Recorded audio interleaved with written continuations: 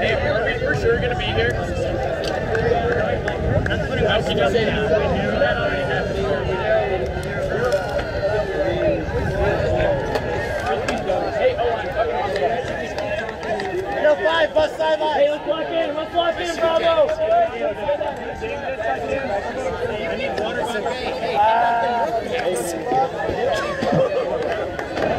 That's a decisive win. There was like a line. I didn't recognize. They don't need Red Bull. Let's go play. Hey, I'm gonna play over here. Okay.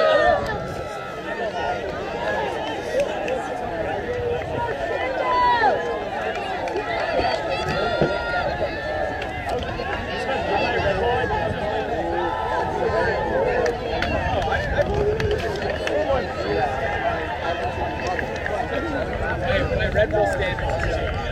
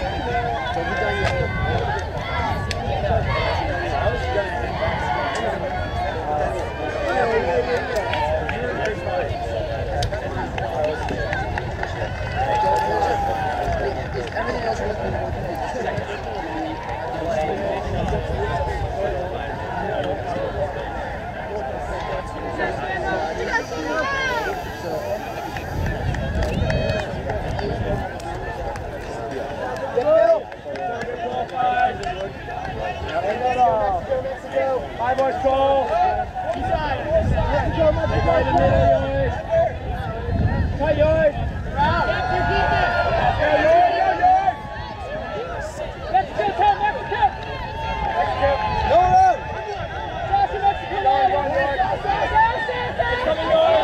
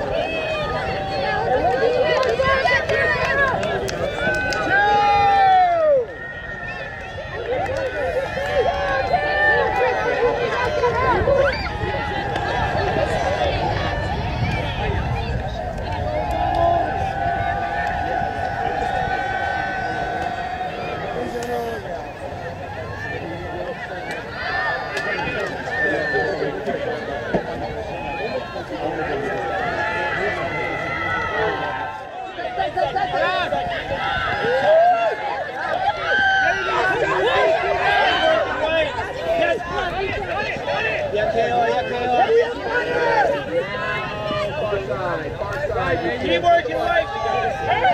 Yes. Yes. Time. Yes, it's one.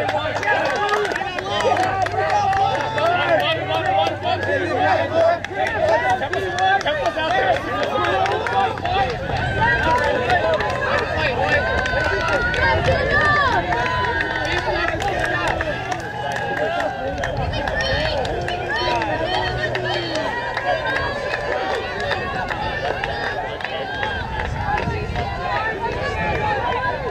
That's just a recipe for it. Good turn.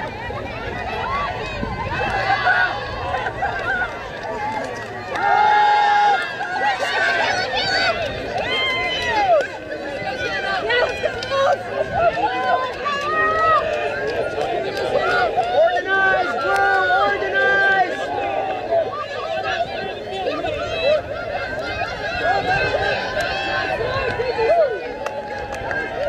I can only talk to you. You can't talk to me.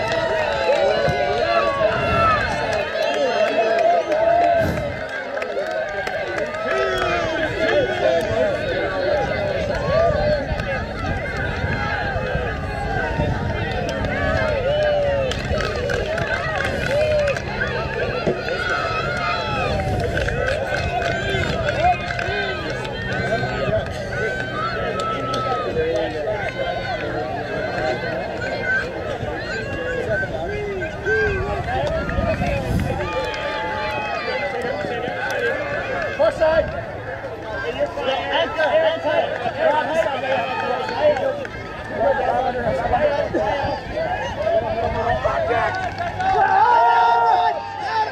Nice throw, Paul. That's a great throw.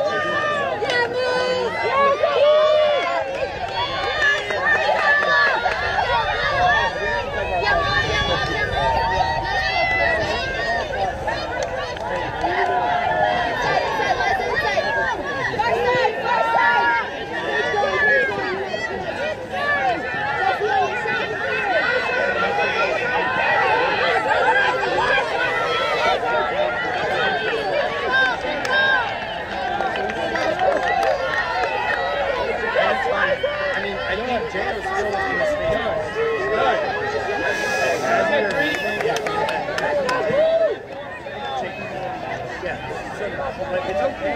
Sometimes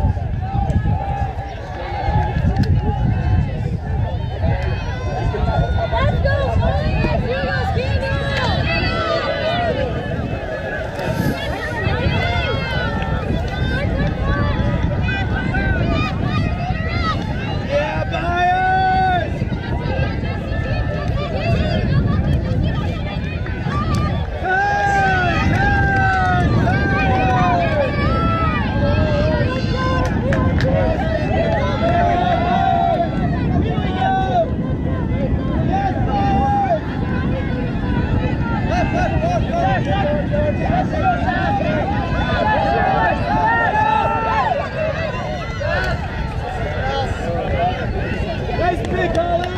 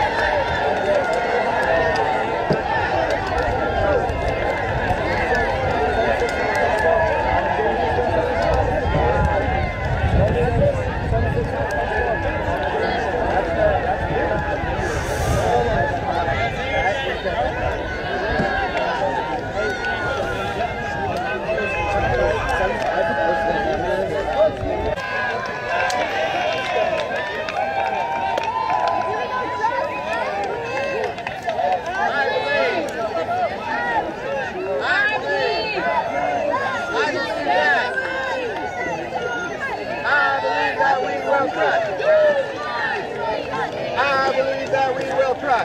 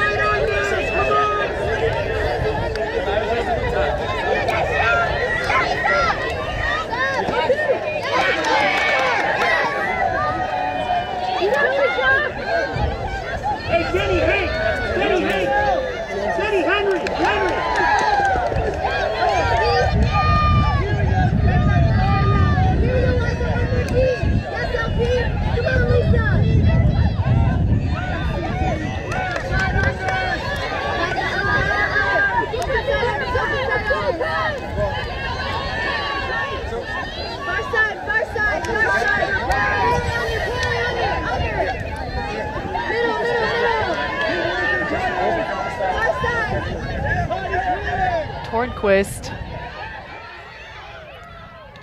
spots a wide open Hannah Boone underneath. Yeah, a lot of downfield switching from the Molly Brown defenders, and I think just some missed execution there. Hannah Boone leading the disc a little too far to that inside lane, out of reach for her receiver. Lori over to Becaithley. That strike not in. Around to Becaithley. And that big step out. Chastain overshot again. Definitely agree with the idea of changing the point of attack, dumping and swinging and continuing to move the disc laterally around the end zone so you're shifting your release points and keeping the defense on their toes. At some point, you just got to make the throw. And it looks like Jessie Schaffner called a foul on herself there. So Frankie will pick up the disc.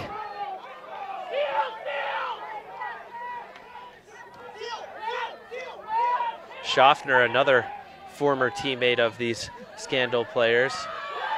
And Zhao with the huck, looking for Byers, and Byers cannot connect. She's visibly upset. A little too casual there. I think she tried to attack that with one hand. Probably could have bodied out and clap caught it, or at least attacked it with two hands. But hey, hindsight's 20/20, right? Exactly. Now Lori underneath. That backhand shot, looking for Schaffner. That's floating right overhead. Inbounds, but not in the end zone. Leading backhand over to Minor. And despite some turnovers back and forth, that's a Molly Brown score.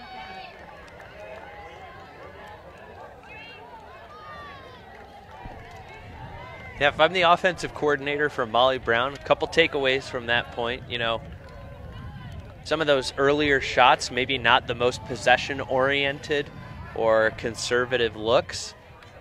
Probably had a little more time to let the offense find structure and gain flow up the field after they had regained possession. But if anything, credit to them for persevering through the length of that point. It's tough to compete out here in these hot conditions. I know we had things approaching 100 degrees yesterday, and we're getting there the closer we get to high noon here in Colorado.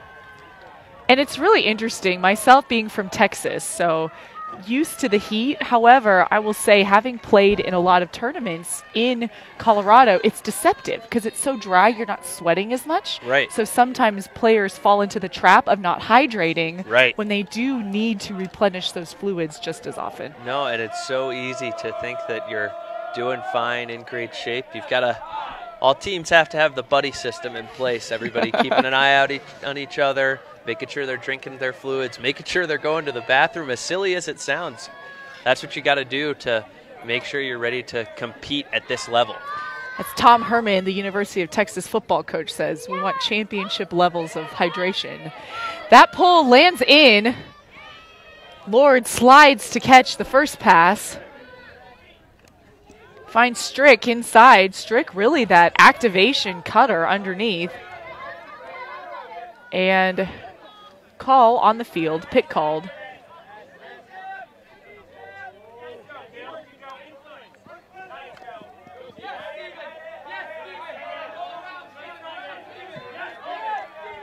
And disc back into play.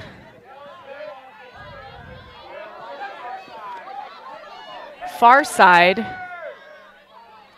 Molly Brown, the off-handlers playing some of the lane spacing there. Yeah, really intentional sag, trying to clog those lanes, make those handlers second guess their releases. Strick sees Lord open inside, looking for Oldershaw, and that might be a casualty of the altitude, that disc sailing out. Yeah, also just got to have a little more field awareness, understanding that you've progressed past half field. Maybe don't have to rip it quite as hard. That inside out shot to that near side lane is always really difficult to execute. Maybe not the highest percentage look. Speaking of inside out shots, Sarah Pesch getting things started with an outside in shot to the inside out lane. And then the outside in, looking in the end zone for Bacher, but just dropped a little bit too early. So now Scandal with another opportunity on offense, needing to work the full 70. Ross. And miscue. This gives Molly Brown favorable field position with that huck they had on their previous possession. Schaffner picking up. And that's a goal and a break for Molly Brown. Pesch with the score. Yeah, it looked like Scandal just got kind of bogged down in some repetitive, indecisive handler movement when they were looking at their resets. Things weren't exactly where they needed them to be. A couple of cutters were kind of dragging themselves all the way over and dropping back into the handler set when they needed to clear out. And when you're bogged down in the shadow of your own goal line, spacing is more important than ever. That's the only way you're going to generate those lanes to gain yardage and work further down the field. Learning opportunities for the Scandal offense here. So I played women's the past few years, and of course, being from Dallas, Molly Brown is in our region. And being on the D line, we would have to guard. We had one, well, for a few D points, we'll say, again, D line points. However, I remember talking with the Molly Brown defense, and they said guarding our handlers is the worst. Our handlers are so good, but that's why our handler defense is so good, because we have to practice against the best. No, and that's a great recipe for improvement, for challenge, for inspiring competitive nature within your own team. You always want to be pushing yourself to the next level. And you know, when you get teammates who have such high quality and they're able to drive the level up at practice, it can only mean good things for young players and the team as a whole. And Tang slides to stop that roll. Price picking up. Isolation in that horizontal stack. Now working it up the far sideline. Gorman. Gorman looks for Sue. It's still live, but that layout D from Molly Brown Davlin keeps that conversion from happening. Yeah, Melissa Devlin, a second-year Molly Brown player, earning her chops as part of this D-line. And now Dixon with the disc.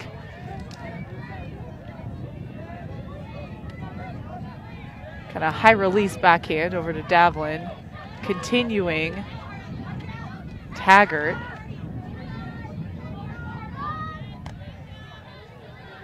And Scandal with the backhand force, so Dixon puts up that huck, and what a catch! However, we had one observer ruling that that was a catch in the end zone for a goal.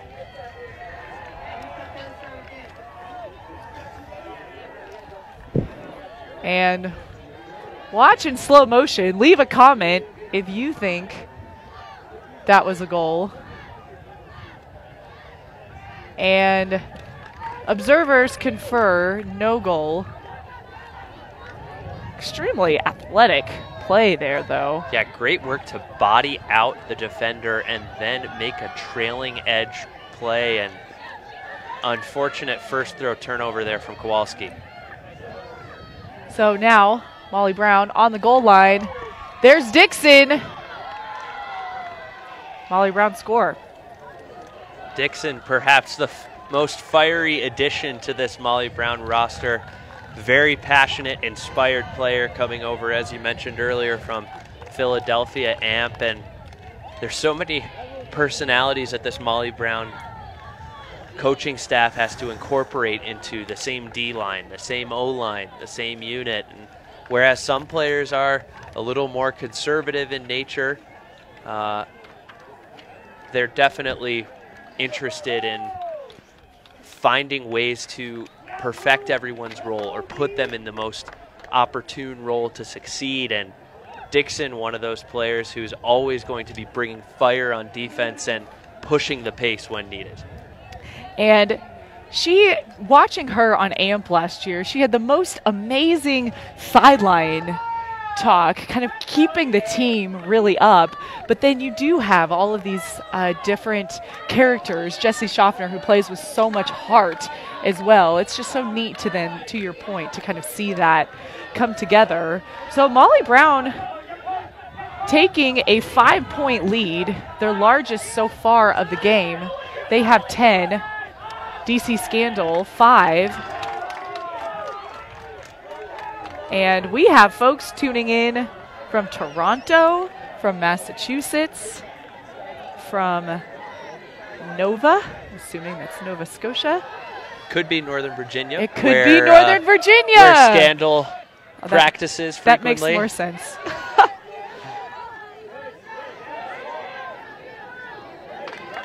And Scandal trying to get those inside looks to gain yards. Instead, handler swings. Lord right back over to Ratcliffe. Finds a strike from Ross.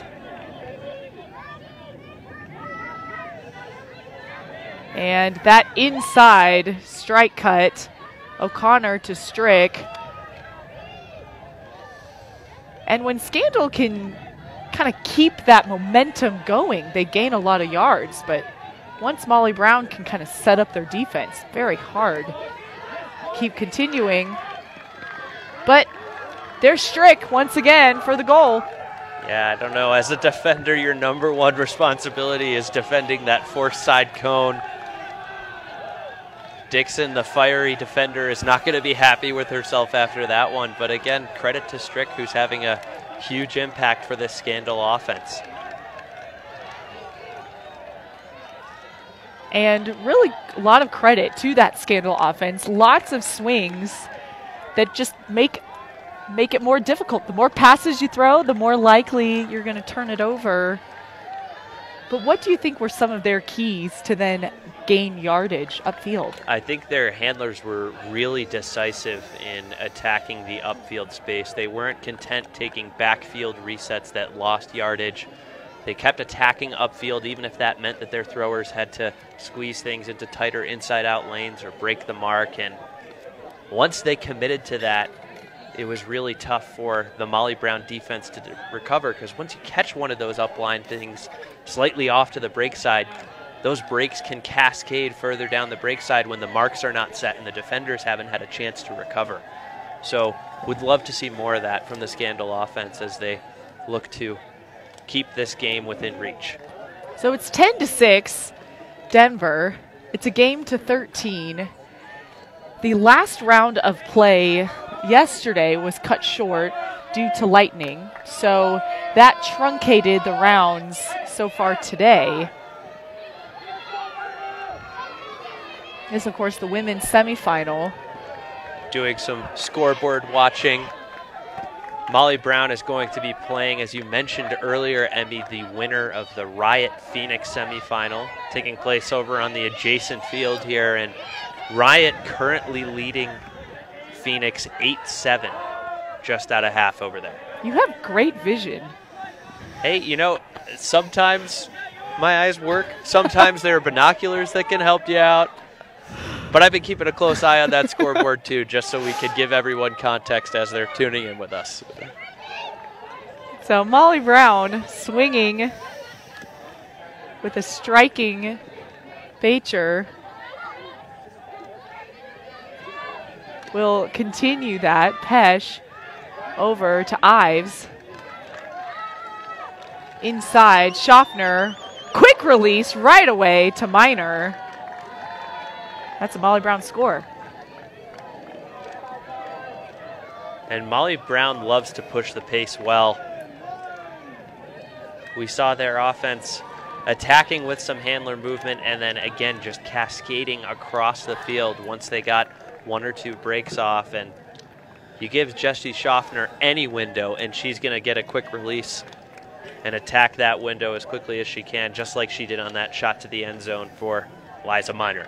Her first step acceleration is nearly unstoppable in this division. Absolutely, and there are so many players on this line who have similar skill sets and similar quickness. You think about Claire Chastain in the handler set. You think about Paige Applegate in the handler set. Downfield, Liza Miner has a different kind of quickness, but also a really powerful first step. Lots for opponents to match up with and game plan for defensively. So we have someone tuning in from Nigeria. I think that so far is the farthest person farthest away tuning in. Let us know if there's somebody farther away than Nigeria tuning in.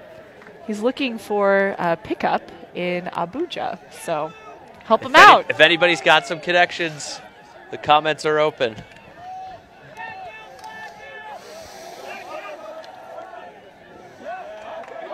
So 11 for Molly Brown, 2 away from the finals, but Scandal really holding their own. The pull is a roller that lands in, goes out of bounds to set up this trap on our near sideline. And this is the third time we've seen this game. Molly Brown definitely trying to perfect a zone that they're going to want to pull out at the World Ultimate Club Championships, which start next week. So Scandal is able to work it up this near sideline, and then with a hammer thrown to the end zone, convert fairly quickly. Yeah, killer instinct there by Laurel Oldershaw.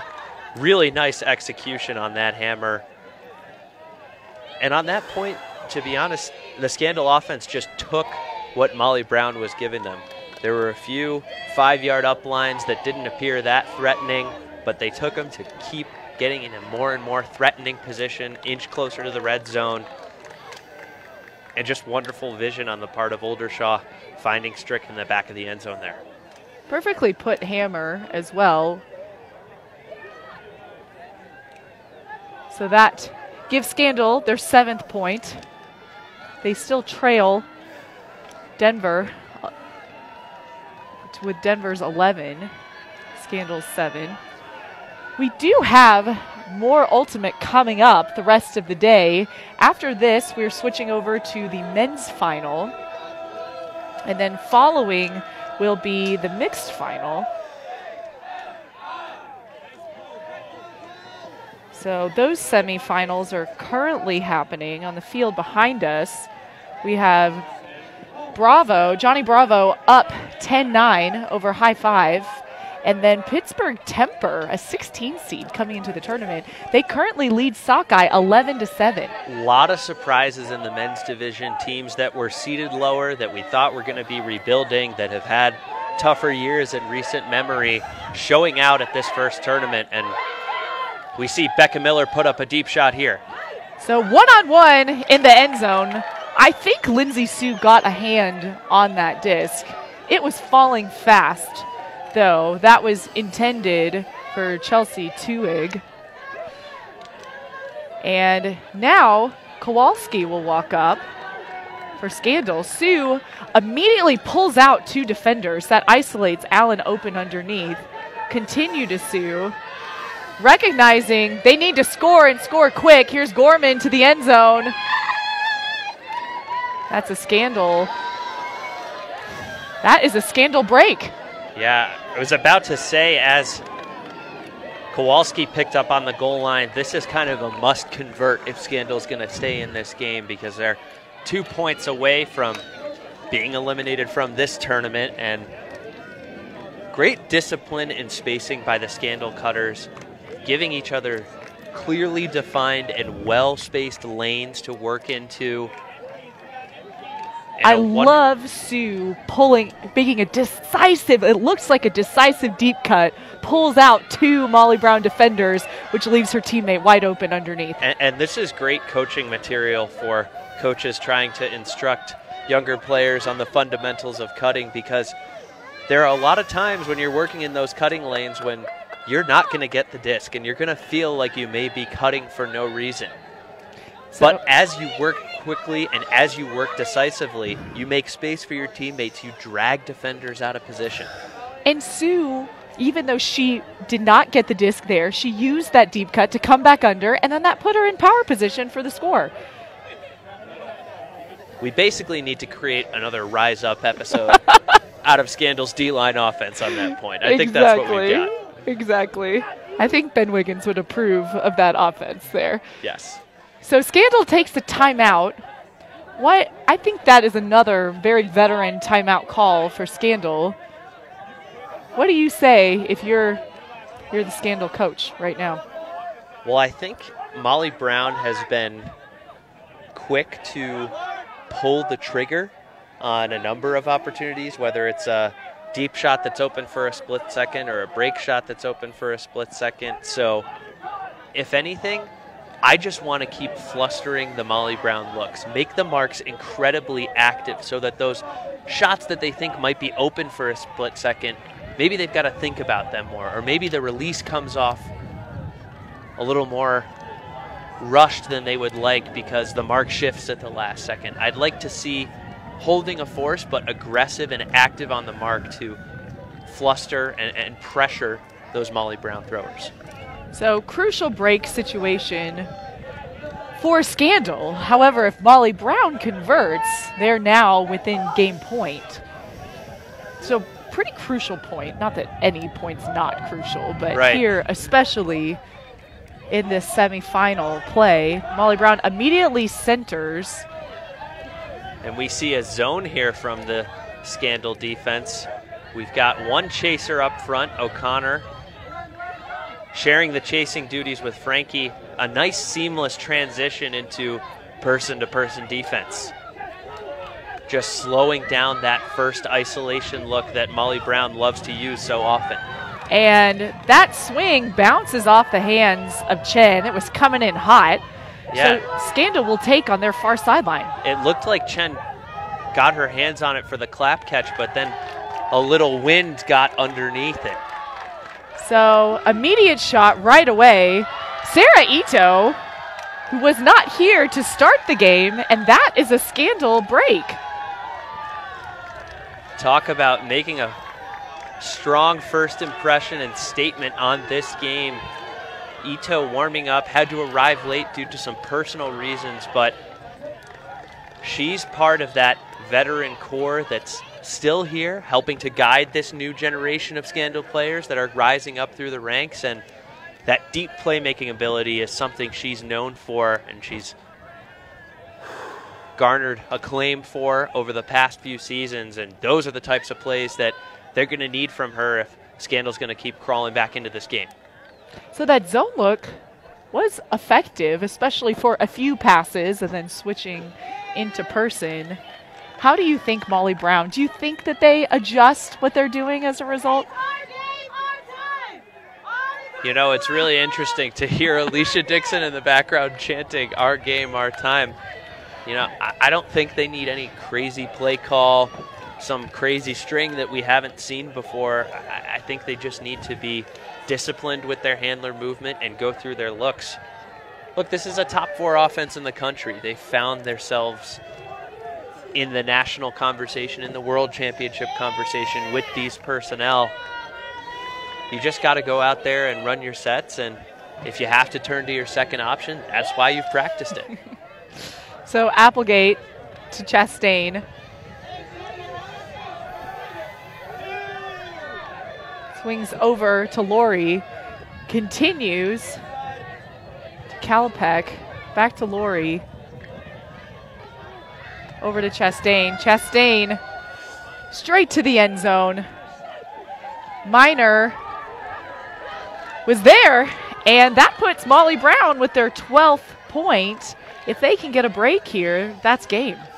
Yeah, some miscommunication there from the Scandal defenders. They had 3 defenders covering some downfield space, but no one was marking the deepest receiver, Liza Minor, wide open. Claire Chastain's going to pull the trigger and hit that every time. And Chastain just has such a smooth release for her backhand as well. Really, no matter the distance. No coincidence, she was a Callahan winner earlier in her career, a camp counselor now, teaching younger players how to throw, how to play. Just a great example for younger players everywhere to emulate. I love in the comments, apparently, according to pickupultimate.com, the closest games to Nigeria is in Ghana. You hate to hear that, because that's a little more than I bet our original commenter was hoping to travel for a pickup game. But have some other folks from Minnesota, some Florida fans as well. This, of course, the earlier stage of the Triple Crown Tour for USA Ultimate. Will continue on at the US Open. And there's that pull, big outside in.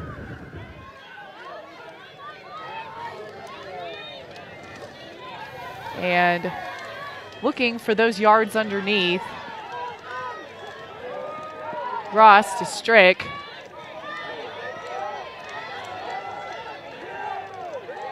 Let's go around to Ross. Straight up the line is Lord. Far to the far sideline, Jesse O'Connor. And Oldershaw lays out for it, but not there. If Molly Brown converts here, they've secured a trip to the finals. There's that backhand. And straight to the end zone. That's game. Paige Applegate, a powerful, experienced thrower. When she's got a receiver that wide open, she'll pull the trigger every time. And again, it's really tough to understand how the Scandal defense broke down so significantly and left another receiver wide open deep. So Molly Brown will go to the finals. On the far field, it looks like Riot is up 12-7. Eagle eyes at me. You've got them too. I'm trying to channel your eyesight. So that game is nearly complete, but it appears that it will be a Molly Brown Riot in the final. And looking at the men's division, Johnny Bravo has topped off high five, so they're going to be playing the winner of Temper and Patrol. Patrol and Sockeye. Temper at Sockeye. And we do not have an updated score on that field, but stay tuned to the USA Ultimate Facebook, YouTube, and Twitter all day, because next up we have the men's final here at the Pro Elite Championship. For Evan Toner, I'm Emmy Fitzgerald. Thanks for watching.